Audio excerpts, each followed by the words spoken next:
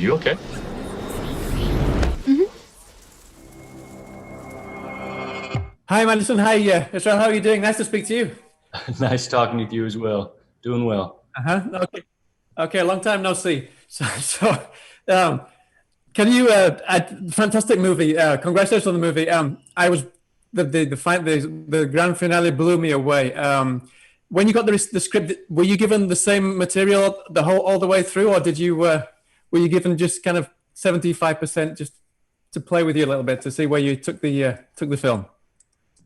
I got the entire script, and it was actually one of the first times I have read a script all the way through and was completely caught off guard. Completely, like fell in love with it. Did you have the same experience, Israel?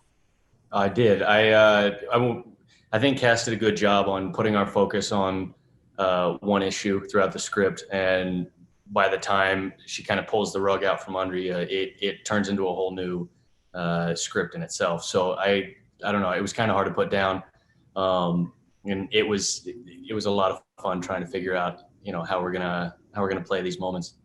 Uh-huh. I mean, it's pitched as a horror movie, but at the same time, it feels. I was just speaking to Castille, and she felt that it was more of a family drama. She was very, very focused on that side of the story. During the whole shoot, did you see it as you were filming a horror movie or a mental health drama? How did she pitch it, and how did you focus on it? My experience might be a little different from yours, Israel. I'm not sure. I read many versions of the script. It went through lots and lots of changes, which I think all completely paid off. But it was always originally, more of a family drama and in that world. And then kind of throughout pre-production and figuring out the characters, that's when the horror element kind of found itself throughout the film. So it wasn't always there in the beginning, but I think it adds a whole different element. But it is nice to have the two worlds kind of bouncing around each other to level each other out. Yeah, she really encompassed both, honestly. But I feel like adding the thriller part in there really livened it up, and that's what made it the page turner. It shed a light on what it's like to have a family member or a friend or even be someone with a mental illness, and it went through their daily life in a sense, and I like that. You're telling me that your neighbor kidnapped a little girl and has her chained in her attic, right? Do you I realize just how need that you to sounds? trust me. I do. Something else that I really appreciate about the film is it's really clear that this is a real passion project for Castille, and she deals, or she focuses on the stigma and on the mental issues, but from various perspectives. Like Madison, we suffer with you, but at the same time, we feel this, we can see the stigma. We can see the stigma at school. We can see how the parents are kind of dealing with the suffering. Can you tell me a little bit how you worked on all of these different perspectives with Castille? Because I was watching Israel. I was watching an interview that you did. I think you were on set, and you described her as being you did this with your hands. She was a quiet genius behind the camera. Can you just talk about working behind the scenes with her, and kind of walking through all these different perspectives of this stigma that she wanted to portray on the screen? Personally, I thought Castille did a good job kind of highlighting the stereotypes and the cliches that kind of follow schizophrenia around, and she kind of uncovered what was behind the drywall there. So I felt she was just, I don't know, she kind of had excuse me, she kind of had her own way of working through things that I feel like she didn't entirely let us in on at times. But I think that's where the sneaky genius part comes from. But overall, I felt, she had done her due diligence with making sure that she's shedding the right light on this. And I feel like, I guess, in her doing all that and relaying that to us, she kind of, I don't know, she guided us really well. I just think she really wanted to show the most accurate portrayal a young woman living with this in her journey, and in all the different aspects of that. You know, it's not just at home, it's not just at school, it's everywhere. And I also think too,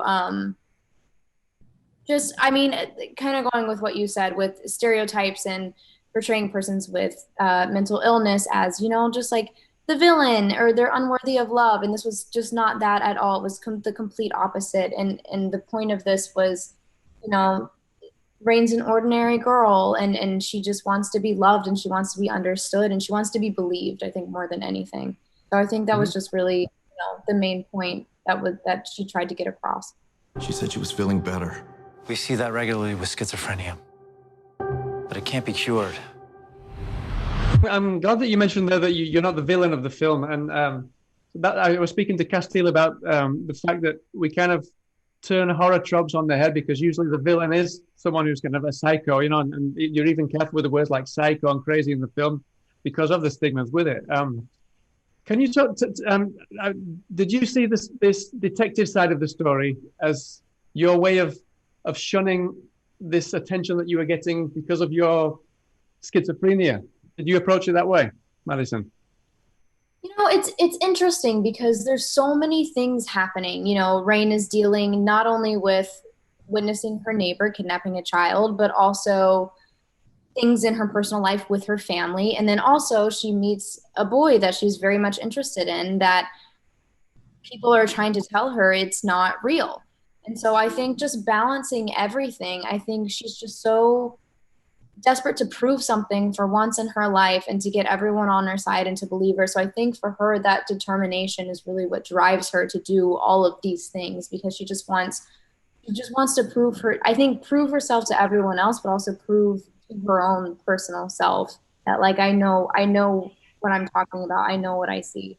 Did you hear that? There was a girl next door screaming for help. Rain, there's nobody out here. For most of the film, about a few scenes, you're very stable-minded. I mean, some of your ex-friends at school, without giving anything else away, they talk about don't go too close to her because she could go all carry on us.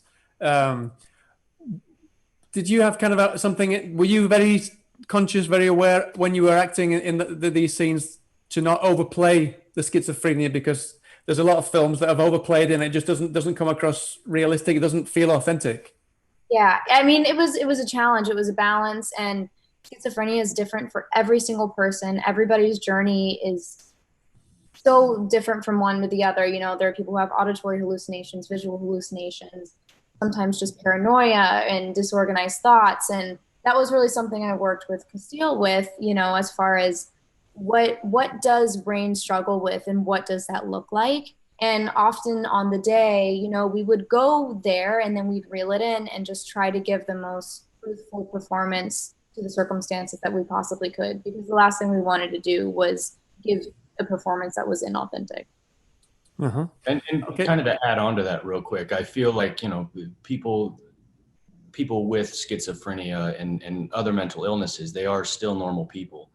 And, you know, we all probably have friends, maybe even family that's suffering from something like schizophrenia, or maybe something not as severe, but we might look at them and just think they're normal, or think maybe they're going through a tough day or something like that. But it's not like, you know, someone living with schizophrenia needs to be thrown in a straitjacket. And that's, you know, if they're not in a straitjacket, they must be fine. I feel like Madison did a great job, and Castille did a great job normalizing the fact that people with schizophrenia especially are just normal people, and they do have normal lives, and they still have to get up in the morning and brush their teeth and put their shoes on. And it's not some dramatic scene every day, you know. So that, because I've got you both there, I want to talk about the dynamic between your two characters, because I love the way that it works.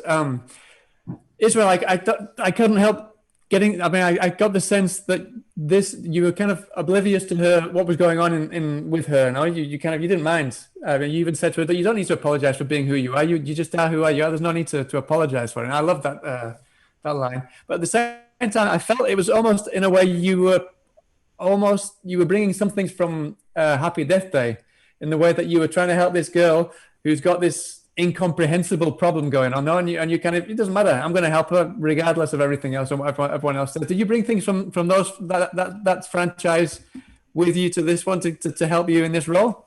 Not intentionally. There might be some similarities, I'm sure. But I really like, I like scripts like that, and I like characters like that. That's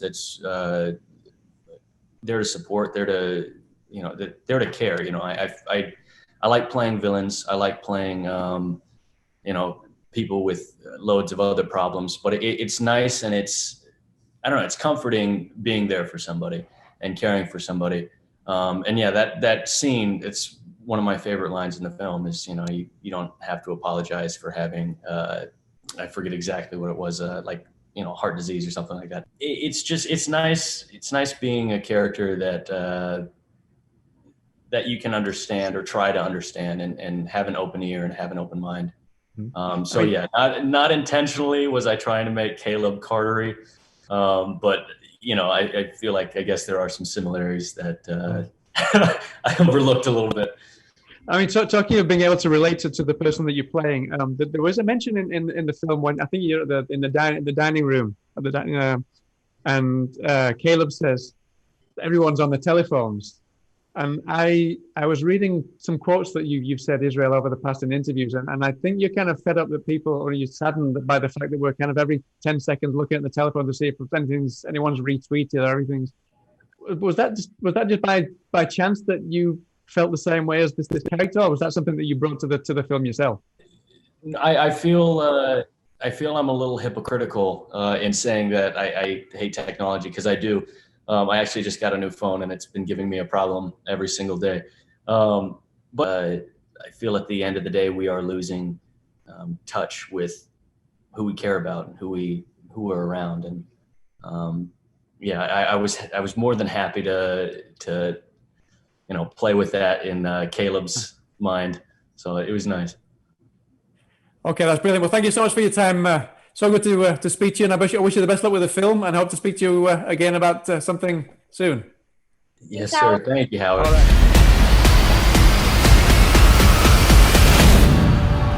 Your mind is just playing tricks on you.